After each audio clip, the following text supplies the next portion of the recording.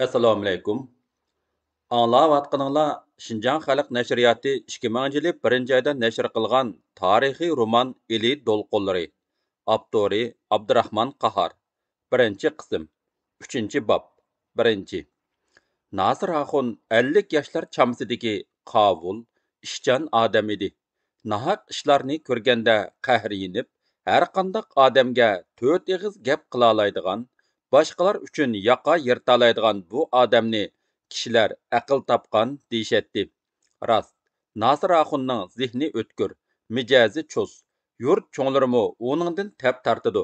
Chunki yurt cho'nglarining oldiga tushgan da'vo so'roqlarda u adil bo'lmagan hukmlar uchun ularni ayblab bir necha qatim lat qilib qo'ygan. Shuning uchun o'shtiki kelib uning o'rsini ko'lab yurguchilarmi yo'q emas. Bu mahallaning tövenida ming modek bo'z yer bo'lib, u azaldan terilmay kelyotadi. Ammo har yili kuzda Ahtambayning yilloqchilari u yerning o't cho'plarini, qo'ray chatqonlarini o'rib ketishyapti. Bu ish Ahtambayning dadisi Rustambayning vaqtidan tartibla shundoq davomlashib kelyotadi.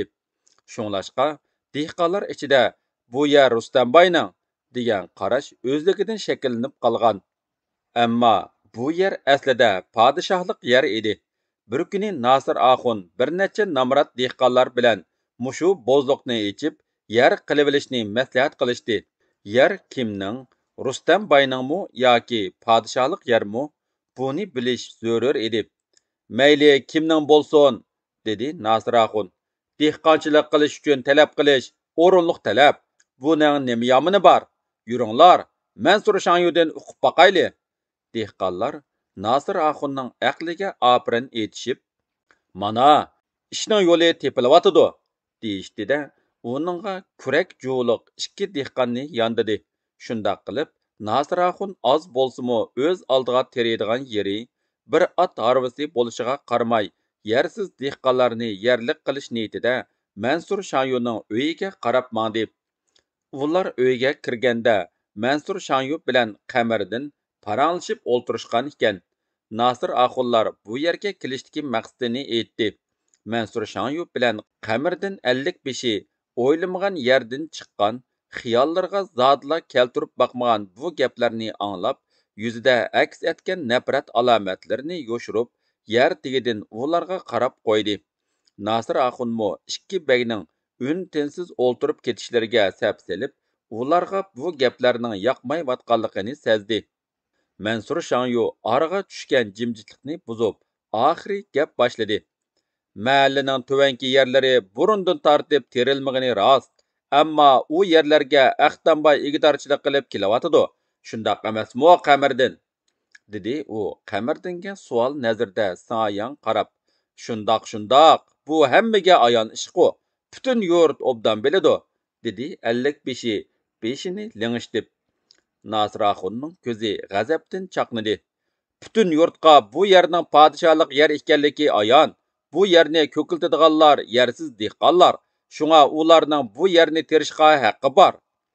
Mansur Shangyu Nasir Axunni gapda utib chiqolmagan bir necha qatimliq savoqlarni esiga elib, "Bo'ladi. Degininglarga Aqtamboy rozi bo'lsa, bizning boshqacha gapimiz yo'q", dedi va ko'nglida mushu shum ig'izliqing uchunla peshonangga boyliq putilmay, gaplar putilibdikan. Xudo bilib poqiga quyruq bermaganda, agar boyliq putilgan bo'lsa, bizga aram beratdingmi sen yalangto'sh? Sening adipingni siyliq yog'lama gaplar bilan ashu bay bermis bekor, deb o'yladi. Nasir Axun Mansur Shangyuga qarab, "Bu yerni terish uchun Aqtamboyning roziligini oldiga ish bo'lsa, uni ko'rayli. Undaq bo'lmasa, hokim idorasiga kirarmiz", dedi o'rnidan turib. Ular hammasi Aqtamboyning uyiga qarab mengishdi. Ular yeshil sirlangan cho'ng darvozadan kirganda Aqtamboy peshayvonda o'ri turadi. Hammaylar salom qilishdi. "Va alaykum assalom", dedi Aqtamboy va peshayvondan tushib ularni uyga taklif qildi. Qani, uyga kirayli, uyga." Aqtamboy kelganlarni cho'ng saroyga boshlab, ko'rpiga o'ltirg'izgandan keyin hammasi duo qilishdi. Duodan keyin Aqtamboy Mansur Shanyudan boshlab tinchlik so'rashga boshladi. Nasir Axunga kelganda ko'proq Nodirning ahvolini so'radi. Nodir apandi obdan turayotgandu. Amdi u yangi yerga ugunib qoldi-da. Shukri, ugunib qoldi. Shundoq bo'ladi, dedi Axtamboy uning so'zini quvvatlab. Qora qozon qayerga esilsa, biz shu yerlik bo'lib qolamiz. Axtamboy qolgan ikki dehqondinmi ahvol so'rashni unutib qolmadi. Dasturxon silinib choy kelganga qadar boy ularning hech qaysisining og'zini ochirmadi. U albatta bu kelishning sababsiz emasligini biladi. Ularni qandoqdir biror majro bilan mening oldimga keldi deb o'ylaydi. Axtamboy ming bigi emas yoki qozi emas, lekin 400 tutuni 10 necha masjidi bor bu yezida cho'ng ishlardan tortib toki ushoq ishlargacha degudek boyning maslahatisiz, aqlisiz bo'lmaydi. Bosh uchiga chiqolmagan nurg'un talash tortishlar uning oldiga keladi. Kabobmi ko'ymidi, zixmi ko'ymidi deb qaytadi ba'zilar. Uning hal qilgan ba'zi bir ishlarining sirini ta hozirgacha ko'p kishilar bilmaydi. Ammo shu narsa aniqki, Axtamboyni bu atrofda ko'plagan kishilar xayr saxovatlik, insobi bor deb qaraydi. Shangyuning 55 15 ustidan arz qilib boyning oldiga kelguchilarmi odatda ko'p bo'ladi. Chunki kishilar Axtamboyni mingbigi yoki qozi o'rnida ko'rishidi.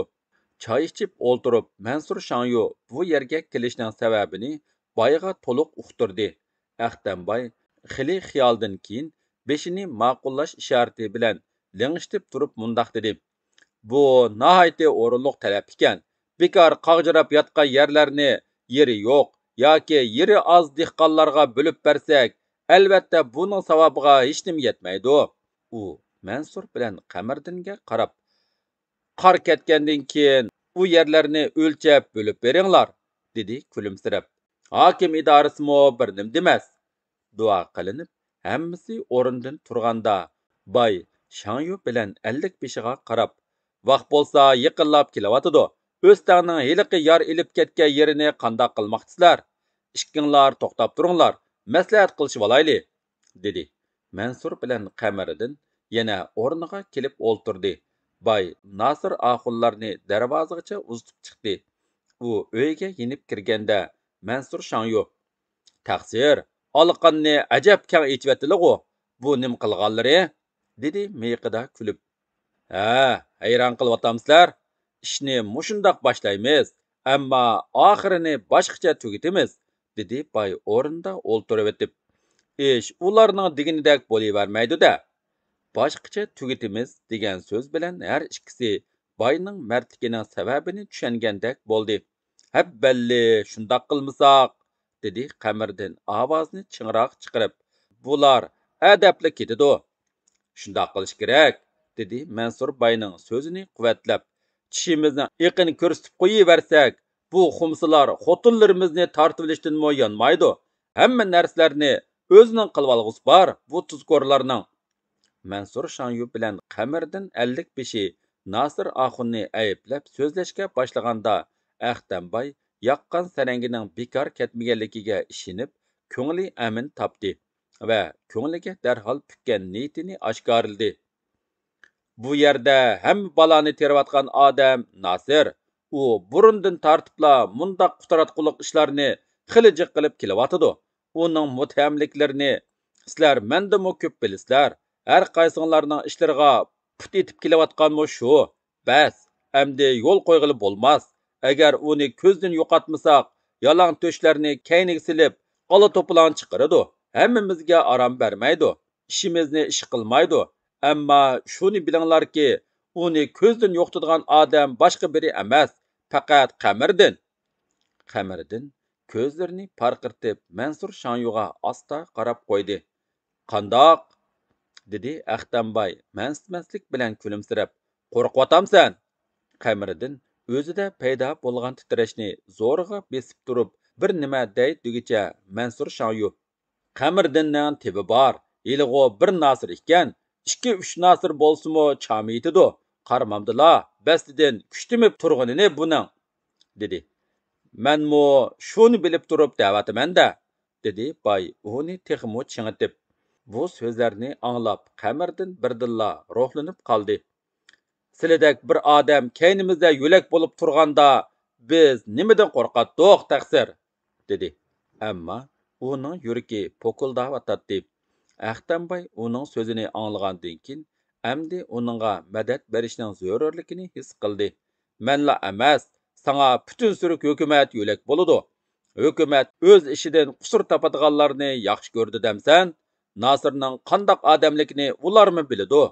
Hukumat so'zini anglab Qamariddinning dukuldab urayotgan yuragi pasaydi. Ha, Nasirning qandoq odamligini hukumatmi biladi ekan, deb o'yladi. Shunga qaddini roslab turib mundaq dedi. Mundaq bir yalan to'shni ko'zdan yo'qotolmasam, o'zimni hargiz hisoblamayman. Taqsir, ko'zimizga mixdek qadalib yurgan bu muthamning g'alvarab amdi o'r yurginini ko'rib baqaylik qani.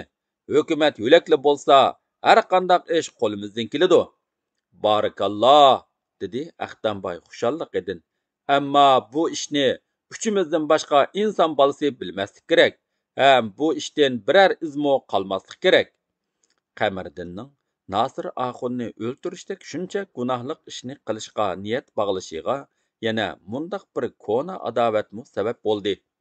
Qamariddin o'g'loq tortishga ishqiboz odam bo'lib, xili danqimi bor edi. O'g'loq qo'lga tushib qoldimi, uningdan tortib olmoq tasga tushadi.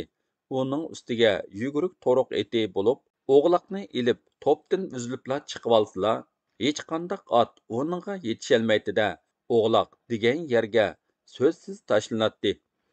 Ochliqlar yig'ilib bo'lgan chaq, mahallada to'y to'kin, o'yin tomoshalar boshlanib ketdi. Bir kuni o'g'loq tartishish bo'ldi.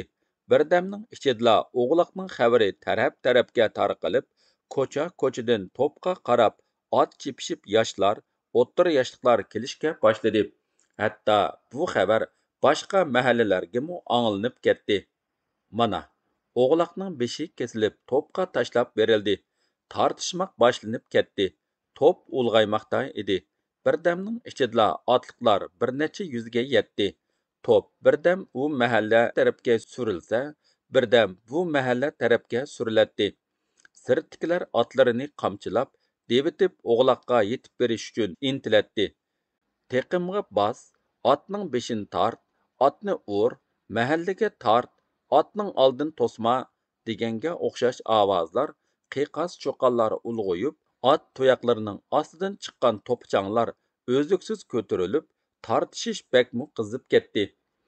Qamariddin qamchisini og'ziga tishlab, ikki qo'li bilan o'g'loqni tortmoqda edi. To'p ichidan kimdir biri uningga yordamlashdi. U o'g'loqning belini egarning oldi qishiga qo'yib, oldi qo'li bilan putini uzanga bog'ning ostiga ilib teqimdab oldi. Boshqalar tizginini tortib, otni qamchiladi.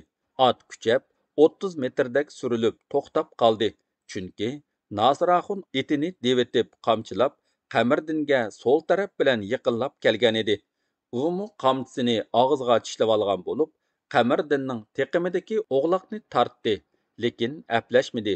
U o'zangidan putini chiqarib, Qamariddinning etining oldi qo'li ustidan tepib turib tortib oldi. Qamariddinning qo'lidagi o'g'loqning bir tarafi Nasiraxunning qo'liga chiqdi. U o'g'loqni teqimiga besib turishiga, uningmi etining tizginini tortadigan do'stlari paydo bo'ldi-da, otni qamchiladi. Tayoq zarbidan ot bir ikki yulqinib, o'g'loqni Qamariddin bilan qo'shib, ot ustidan yulib oldi. Sababi Qamariddinning egarining tortmasi kuchga chidashliq berolmay uzilib ketib, u egar bilan billa o'rilib tushgan edi. Bu vaqtda to'p ichidan Nasiraxunni maqtagan ovozlar ko'tarildi. Palvon, palvon-da, palvon, o'g'il bola, seni topgan otangga rahmat. Bu so'zlar Qamariddinga nihoyatda qattiq tegdi-da, ichida xap dedi. U otni qaytadan egarlab, alam va g'azab ichida o'g'loq tortishayotgan to'pqa yana yetib bordi. O'g'loq texichilar Nasir Axunda edi. Uning yetib berishiga Nasir Axun o'g'loqni ilib to'pdan uzilib chiqdi. Qamariddin keyindan yuguruk eti bilan yetib berib, o'g'loqqa qo'l soldi. Bo'lmadi. Bu ish Qamariddinga texmo har kelishga boshladi. Ichi titildab, go'ranlari ko'pdi. U g'azab bilan "Sen xumpardan tortib olmaydigan bo'lsam" dedi. Bu gapni anglagan Nasir Axunning g'azabi o'rildi. "Nima deysan, xumpar dog'doq? Hozirla otning ustidan og'dirilib ketgan eding. Endi chaylinay demsan?" Nasir Axun o'g'loqni ilib to'pning ichidan bo'sib chiqib ketdi. Mahallaga yaqin borganda qamirdan yetib berib, alamga chidamay qamchi bilan uning dumbisiga ikkini soldi. Kayniga burilib qarab, qamirdinni ko'rgan Nasir Axunning birdilla g'azabi o'rildida etining tizginini tortib burilib kelgunicha qamirdinning dumbisiga kuchinib ikki qamchi silib, uni yerga do'miltivatdi. Arqadan yetib kelgan o'g'loqchilar Qamariddinning to'piga milinib yotgan qiyofatiga tantana qilishgandek birdamla qiyoqas cho'qon ko'tarishdi. "Yaraysan, Nasir, yaraysan! Ajab joyilding-da bu dog'doqni!" Bu so'zlar Qamariddinning yuragiga mixdek qadaldi. U o'rnidan turib etiga mingan bo'lsa-mu, lekin Nasir Axunning kaynidan qo'g'lashga jur'at qilolmadi. Shuncha ko'pchilik ichida kulkiga qilib texmi o'sal holga tushib qolgani nihoyatda alam qildi. "Xap, Nasir, bir qo'shiq qiningni ichmasam, otamning bolasi bo'lmay ketay", dedi u ichida va o'g'loqni teqimidab mahallaga uchqandek chepib ketib borgan Nasir Axunga ko'zlarini chekchaytib qarab qoldi. Maslahat shu bo'ldi. Qo'llar chayqalib, dasturxon ustiga surlangan go'sht besilgan bir tovoq pulov qo'yildi. Tamoqdan keyin ikkisi yondi. Ko'chaga chiqqanda Qamariddin o'zining andishisini yo'shirolmadi. "Adosh, meninggo kuchim yetidi. Palak o'ngga tortib qolsa, ish bitdi va salom. Mubodo ilishishga to'g'ri kelib qolsa, men yolg'izlik qilib qolarmanmikin? Baya boyning oldida shundoq desang bo'lmasmidi?" dedi Mansur mingishdan to'xtab. "Petinolmadim. Qo'rqma, ko'z qo'rqqa qo'l botur degan gap bor. Shundoqdimi manga bir odam yondimasanglar bo'lmaydigandek turidi. Ishning puxta bo'lgani yaxshi. Undoq bo'lsa", dedi Mansur o'ylanib. "Bizning Ayubni yondisak qandoq?" "Ayub? U unarmi? Unmay naga baratdi. Malay degan bir qo'l. Nima desang xo'p deydi. Undoq bo'lsa, menmo yurakli ish qilaman-da." "Bo'ldi, sen ketiver", dedi Mansur. "Men boy bilan yana bir so'zlashib chiqay." Mansur Ahtambayning qo'rosiga yana kirdida Qamariddin bilan bo'lingan gap so'zlarni to'liq bayon qildi. Ahtambay o'ylanib turib mundoq dedi: "Qamariddinning ansirishimi o'rinliq, ishning puxta bo'lgani yaxshi. Biroq sening u moliyang qandoqroq narsa? Og'zi mahkammi? Yuraksizlik qilmasmi? Bu ishni obdan o'ylanish kerak. Mayli kimga aytmag'in, u ma'qul deydigan kishi bo'lishi kerak. Agar unmay turib olsa, elga yeyilib ketadigan ish chiqadi. Baya mening sagak bo'lish kerak deganim mushu edi. Uningdan xotirjam bo'lsizlar", dedi Mansur. "U mening so'zimni olmay qo'ymaydi. Eng muhimi, Ayubning Nasirga o'chmanligi bor." "Habballi", dedi Ahtambay xo'sh bo'lib. "Bunisi joyida ekan. Bop odamni tanlabsan." Ayubning Nasir Axunga haqiqatan kuchlik o'chmanligi bor edi. Bu ish mundoq bo'lgan. Bir kuni kechasi Mansur Maliyi Ayubni suv tutishga etizga chiqarib etib, al qattiq uyquga ketganda uning uyiga tevish chiqarmay kirib kepti. Ayubning chiroyli xotini Selimaxon havo dimiq bo'lg'achqa ishik derazlarni ichib etib uxlab qolgan ekan. Nafsi taqildab ketgan Mansur o'milab borganicha uningga o'zini etibdi.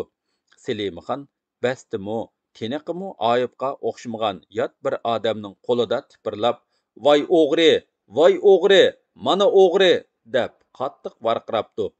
Aloqzodlikka tushgan Mansur ilojsiz qochib chiqib ketibdi.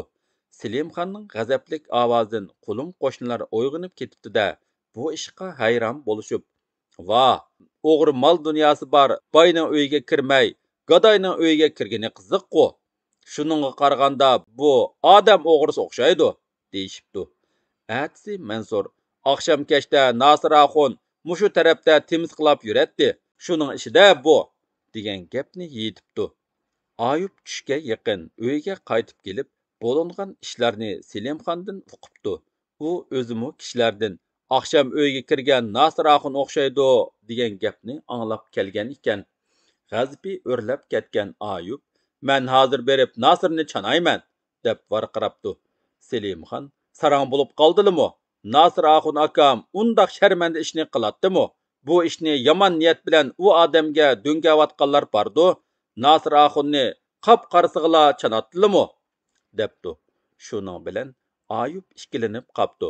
Gerçi u Nasir Axunni chanash niyatidan yongan bo'lsa-mu, shu ishdan keyin yuragida o'chmanlikka saqlanib qolgan edi. Davomi bor.